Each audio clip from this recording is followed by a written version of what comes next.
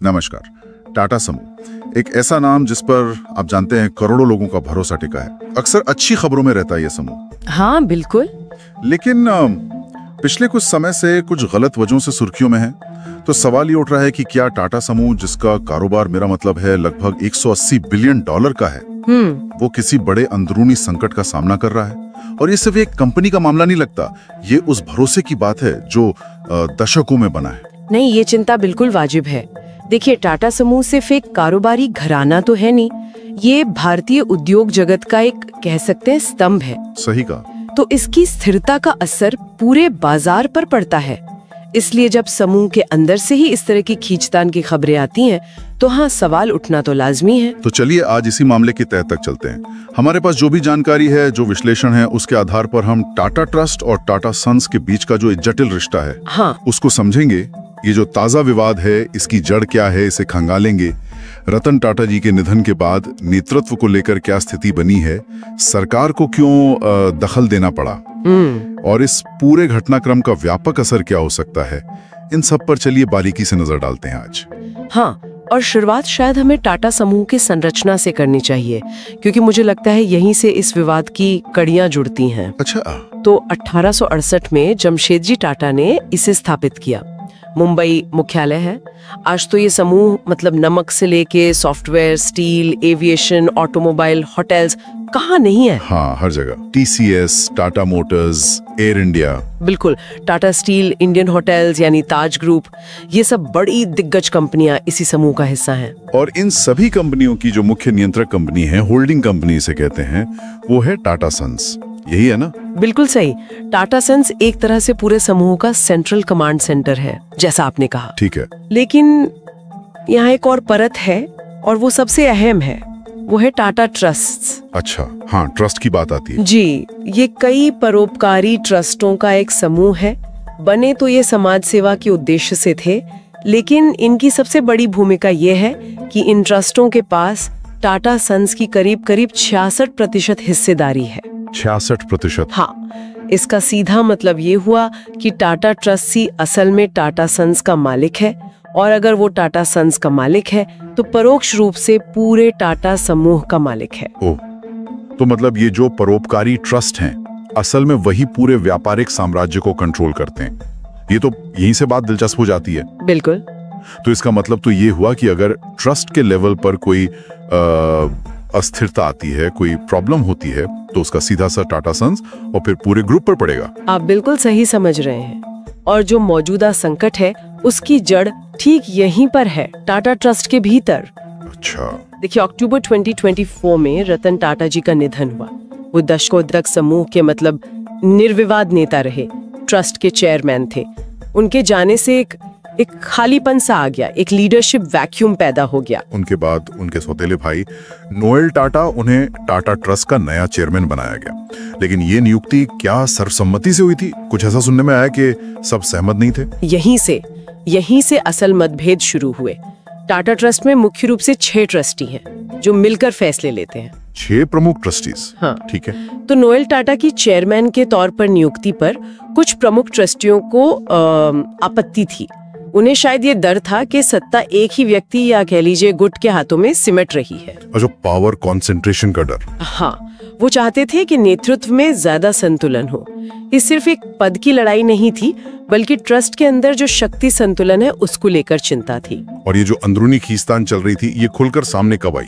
कोई मीटिंग की बात हो रही थी शायद। टाटा ट्रस्ट की एक मीटिंग हुई, और उस मीटिंग में ये सारे मतभेद एकदम खुलकर सामने आ गए। 11 सितंबर 2025। क्या एजेंडा था उस मीटिंग का? एजेंडा था विजय सिंह को टाटा सन्स के नॉमिनी डायरेक्टर के तौर पर फिर से नियुक्त करना। अच्छा। जैसा हमने अभी बात की, टाटा ट्रस्ट ही टाटा सन्स के बोर्ड में डायरेक्टर्स को नॉमिनेट करता है। हाँ, क्योंकि वो मालिक हैं। बिल्कुल। तो इस मीटिंग में क्या हुआ, किसने किसका समर्थन किया, और फिर नतीजा क्या रहा, बताइए। तो चेयरमैन नोएल टाटा और वाइस चेयरमैन वेणु श्रीनिवासन, ये दोनों विजय सिंह की पुनर्नियुक्ति के पक्ष में थे। ठीक है। लेकिन बाकी के जो 4 ट्रस्टी थे, महली मिस्त्री, प्रमीत जावेरी, जहांगीर और डेरियस खम्बाटा, वो इसके खिलाफ थे। 4 लोग खिलाफ थे। हाँ, उनका शायद ये मानना था कि विजय सिंह की जगह ट्रस्टी महली मिस्त्री को टाटा सन्स के बोर्ड में भेजा जाना चाहिए, शायद प्रतिनिधित्व में कुछ बदलाव लाने के लिए। तो फिर वोटिंग हुई होगी, 4 बनाम 2 का गणित साफ दिख रहा है। बिल्कुल, वोटिंग हुई और 4 बनाम 2 वोटों से विजय सिंह की पुनर्नियुक्ति का प्रस्ताव गिर गया। अच्छा, खारिज हो गया। और ये ट्रस्ट के इतिहास में शायद पहली बार हुआ कि चेयरमैन और वाइस चेयरमैन ने जिस प्रस्ताव का समर्थन किया हो वो इस तरह से खारिज हो जाए। ये तो बड़ी बात है, बहुत बड़ी बात। और इस घटना के बाद विजय सिंह ने इस्तीफा दे दिया और जो ट्रस्ट के अंदर की लड़ाई थी वो एकदम पब्लिक हो गई। अच्छा, ये सिर्फ एक नियुक्ति का मामला नहीं रहा, अब ये ट्रस्ट पर कंट्रोल की लड़ाई का एक साफ संकेत बन गया। इसका मतलब ये हुआ कि अब टाटा ट्रस्ट साफ तौर पे 2 खेमों में बट गया है। एक तरफ नोएल टाटा और वेणु श्रीनिवासन और दूसरी तरफ महली मिस्त्री और उनके समर्थक 3 अन्य ट्रस्टी। हाँ, स्थिति बिल्कुल यही बन गई है। और इस विभाजन का, इस बंटवारे का सीधा नतीजा ये है कि ट्रस्ट एक तरह से लकवाग्रस्त हो गया है। अच्छा, वो टाटा सन्स के लिए जरूरी फैसले नहीं ले पा रहा है, जैसे डायरेक्टर्स की नियुक्ति की बात हो या कोई और महत्वपूर्ण रणनीतिक निर्णय लेना हो। सोचिए, जब मालिक यानी ट्रस्टी ही बटा हुआ है तो वो अपनी मुख्य कंपनी टाटा सन्स को कैसे दिशा देगा।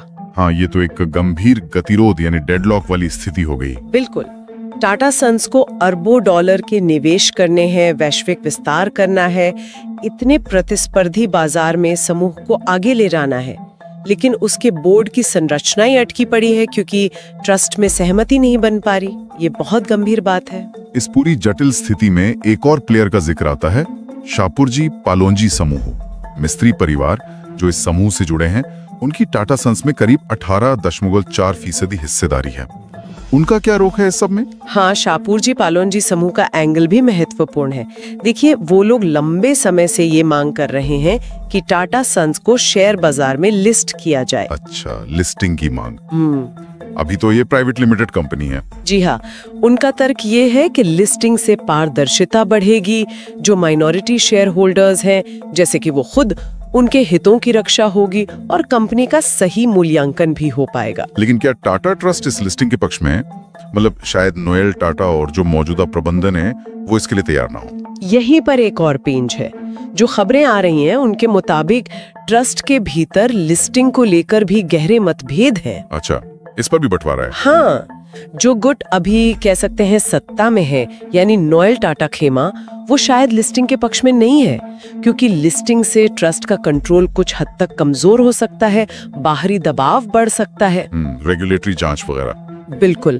दूसरी तरफ मिस्त्री खेमा और जाहिर तौर पर शाहपुरजी पालोनजी समूह वो लिस्टिंग चाहते हैं। तो ये मुद्दा भी ट्रस्ट के अंदरूनी सत्ता संघर्ष का एक और आयाम बन गया है। इतनी बड़ी उथल पुथल मची है भारत के सबसे बड़े, सबसे प्रतिष्ठित औद्योगिक घरानों में से एक में। सरकार की नजर तो जरूर गई होगी इस पर। निश्चित रूप से जानी ही थी, स्थिति की गंभीरता को देखी थी। स्थिति की गंभीरता को देखते हुए ही हाल ही में खबर आई कि गृह मंत्री अमित शाह और वित्त मंत्री निर्मला सीतारमण ने टाटा ट्रस्ट के चेयरमैन नोएल टाटा और टाटा सन्स के चेयरमैन एन चंद्रशेखरन से मुलाकात की है। अच्छा, हाई लेवल मीटिंग हुई है। जी। इस मीटिंग का मकसद क्या था? क्या सरकार कोई सीधा दखल दे रही है? देखिए, सीधे हस्तक्षेप की बात तो सामने नहीं आई है, लेकिन सरकार का संदेश जो सूत्रों के हवाले से पता चला है वो बहुत स्पष्ट था। क्या संदेश था? सरकार ने टाटा नेतृत्व से कहा है कि भाई आप लोग अपने आपसी मतभेदों को जल्द से जल्द सुलझाएं और समूह की जो प्रतिष्ठा है, जो रेपुटेशन है, उसे बनाए रखें। सरकार नहीं चाहती कि ये विवाद और लंबा खिंचे और सार्वजनिक रूप से समूह की छवि खराब हो। लेकिन सरकार इतनी चिंतित क्यों है? कोई कह सकता है कि ये तो एक प्राइवेट समूह का अंदरूनी मामला है। नहीं, इसे सिर्फ एक या प्राइवेट समूह का मामला मानकर नजरअंदाज नहीं किया जा सकता। जैसा हमने पहले भी जिक्र किया, टाटा समूह का भारतीय शेयर बाजार के कुल मार्केट कैपिटलाइजेशन में लगभग 5% हिस्सा है। 5%? ये तो बहुत बड़ा आंकड़ा है। बहुत बड़ा। तो अगर टाटा समूह में कोई बड़ी अस्थिरता आती है तो इसका असर सिर्फ उसकी अपनी कंपनियों के शेयरों पर नहीं पड़ेगा, ये पूरे बाजार के सेंटिमेंट को, निवेशकों के भरोसे को हिला सकता है। हाँ, बात तो सही है। खासकर जो विदेशी निवेशक है, जो टाटा को अक्सर भारतीय कॉर्पोरेट गवर्नेंस का एक बेंचमार्क, एक पैमाना मानते हैं, वो इसे लेके चिंतित हो सकते हैं। तो ये कहीं ना कहीं देश की आर्थिक प्रतिष्ठा से भी जुड़ा मामला बन जाता है। क्या हम इस मौजूदा संकट की तुलना 2016 के उस बड़े विवाद से कर सकते हैं, जब रतन टाटा और उस समय के चेयरमैन साइरस मिस्त्री, जो शापूरजी पालोनजी समूह से ही थे, उनके बीच टकराव हुआ था? वो भी तो काफी गंभीर था। हाँ, तुलना जरूर की जाती है और वो भी एक बड़ा संकट था, इसमें कोई शक नहीं। लेकिन दोनों की प्रकृति में, मतलब उनके नेचर में एक बुनियादी फर्क है। क्या फर्क है? देखिए, 2016 का जो विवाद था वो मुख्य रूप से टाटा सन्स के लेवल पर था। वो लड़ाई कंपनी के प्रदर्शन को लेकर थी, मैनेजमेंट स्टाइल को लेकर थी, कुछ बड़े कारोबारी फैसलों को लेकर थी। हाँ, कॉर्पोरेट गवर्नेंस का मुद्दा ज्यादा था। बिल्कुल, वो कॉर्पोरेट गवर्नेंस और मैनेजमेंट कंट्रोल का मुद्दा था, जिसमें शेयर होल्डर्स यानी मुख्यतः टाटा ट्रस्ट बनाम साइरस मिस्त्री और शापूरजी पालोनजी समूह आमने सामने थे। और इस बार का जो संकट है वो उससे भी ज्यादा गहरा या बुनियादी है। सही कहा, मौजूदा संकट टाटा ट्रस्ट के अंदर है। ये मालिकों के बीच ही ओनरशिप और कंट्रोल को लेकर संघर्ष है। ये 2016 की तरह कंपनी चलाने के तरीकों पर नहीं है, बल्कि इस बात पर है कि कंपनी का मालिक कौन होगा और उस मालिकी का कंट्रोल असल में किसके हाथ में रहेगा। तो ये सीधे तौर पर समूह की आत्मा, उसकी विरासत और उसके भविष्य की दिशा तय करने वाली लड़ाई है। इसीलिए ये संकट संभावित रूप से ज्यादा गंभीर और ज्यादा दूरगामी असर वाला हो सकता है।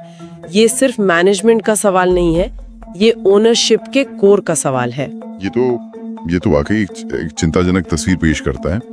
तो अब आगे क्या हो सकता है? इस गतिरोध से, इस डेडलॉक से निकलने के रास्ते क्या दिखते हैं? देखिए, कई संभावनाएं हैं। सबसे अच्छी स्थिति, सबसे सकारात्मक परिदृश्य तो यही होगा कि ट्रस्ट के जो दोनों गुट हैं उनके बीच कोई ना कोई समझौता हो जाए। हाँ, कोई सुलह है? जी, हो सकता है कोई मध्यस्थता करे या ट्रस्टीज खुद ही कोई बीच का रास्ता निकाल लें, जिससे समूह का हित सबसे ऊपर रहे। शायद शक्तियों का कुछ पुनर्वितरण हो या भविष्य के लिए संचालन के कुछ नए नियम बने। और अगर समझौता नहीं होता है, जो कि अक्सर ऐसे सत्ता संघर्षों में मुश्किल हो जाता है। हाँ, ये मुश्किल तो होता है।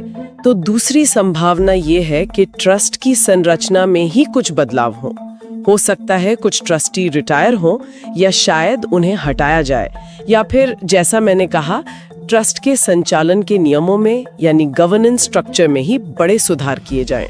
जैसे कि किस तरह के सुधार? जैसे ट्रस्टियों की नियुक्ति की प्रक्रिया क्या हो, उनके कार्यकाल की कोई सीमा तय हो, उम्र की सीमा हो, हितों के टकराव यानी कॉन्फ्लिक्ट ऑफ इंटरेस्ट को लेकर ज्यादा सख्त नियम बने, ताकि भविष्य में ऐसी स्थिति दोबारा ना पैदा हो। और सबसे निराशाजनक स्थिति, सबसे बुरा सिनेरियो क्या हो सकता है? सबसे बुरा सिनेरियो ये है कि ये गतिरोध, ये डेडलॉक लंबा खिंच जाए, महीनों या शायद सालों तक।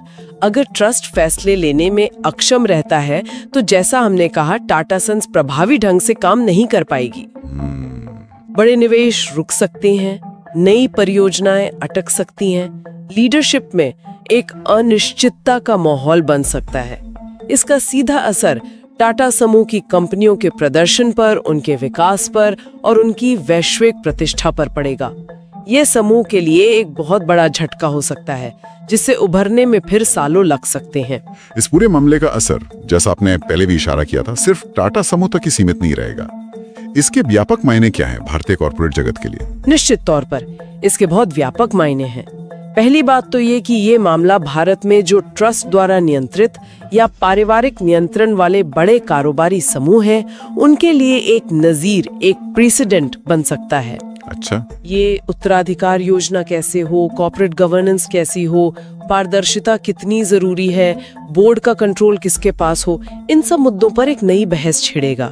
कंपनियां और नियामक संस्थाएं दोनों इससे सबक लेंगी कि कैसे नेतृत्व परिवर्तन को सहज बनाया जाए और अंदरूनी विवादों को प्रभावी ढंग से कैसे संभाला जाए। निवेशकों की धारणा पर इसका क्या असर पड़ सकता है, खासकर विदेशी निवेशकों पर, जिनका जिक्र आपने पहले किया था? हाँ, ये बहुत अहम है। जैसा हमने बात की, टाटा समूह को अक्सर भारत में निवेश के लिए एक गोल्ड स्टैंडर्ड माना जाता रहा है। स्थिरता, नैतिकता, अच्छा प्रशासन, इन सब का प्रतीक। सही। अगर इस समूह में ही इस तरह की अंदरूनी कलह और अस्थिरता दिखती है तो ये निश्चित रूप से विदेशी निवेशकों के भरोसे को कमजोर कर सकता है। वो शायद भारत में निवेश को लेकर ज्यादा सतर्क हो जाएं या दूसरे उभरते बाजारों की तरफ देखने लगे। ये भारत की जो निवेश अपील है उसके लिए अच्छा संकेत नहीं होगा। और जो रेगुलेटर्स हैं हमारे, जैसे सेबी और आरबीआई, उनके लिए इसमें क्या सीख है? क्या उन्हें कुछ करना चाहिए? उनके लिए भी ये एक महत्वपूर्ण मामला है। ये संकट शायद उन्हें इस बात पर फिर से सोचने के लिए प्रेरित करें कि क्या ट्रस्ट द्वारा नियंत्रित जो होल्डिंग कंपनियां होती हैं, उनके लिए मौजूदा नियम पर्याप्त हैं? क्या पारदर्शिता और जवाबदेही सुनिश्चित करने के लिए और कड़े प्रावधानों की जरूरत है? हो सकता है भविष्य में ऐसे संकटों को टालने या उनके प्रभाव को कम करने के लिए कुछ नए दिशा निर्देश या नियम बनाने पर विचार किया जाए।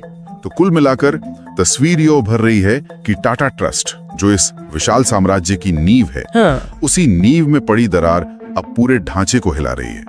ये सिर्फ कुछ लोगों के बीच का सत्ता संघर्ष नहीं है, बल्कि भारत के सबसे प्रतिष्ठित, सबसे विशाल कारोबारी घरानों में से एक के भविष्य, उसकी दिशा और उसकी साख से जुड़ा एक बेहद अहम मोड़ है। बिल्कुल, आपने एकदम सही सारांश दिया। यह टाटा समूह के इतिहास का एक बहुत ही निर्णायक क्षण है। आने वाला समय ही बताएगा कि क्या यहाँ का नेतृत्व इस चुनौती से उभरकर समूह की विरासत को अक्षुण्ण रख पाता है या फिर ये संकट समूह पर कोई स्थायी निशान छोड़ जाता है। खैर, चलिए इस गहरी चर्चा के अंत में श्रोताओं के मन में एक जिज्ञासा छोड़ते हैं। हाँ जरूर, सोचने के लिए एक सवाल। टाटा समूह की पहली कौन सी कंपनी थी जो भारत के बाहर स्थापित हुई थी? ओह, वाकई दिलचस्प सवाल है सोचने के लिए। इस पर जरूर विचार कीजिएगा।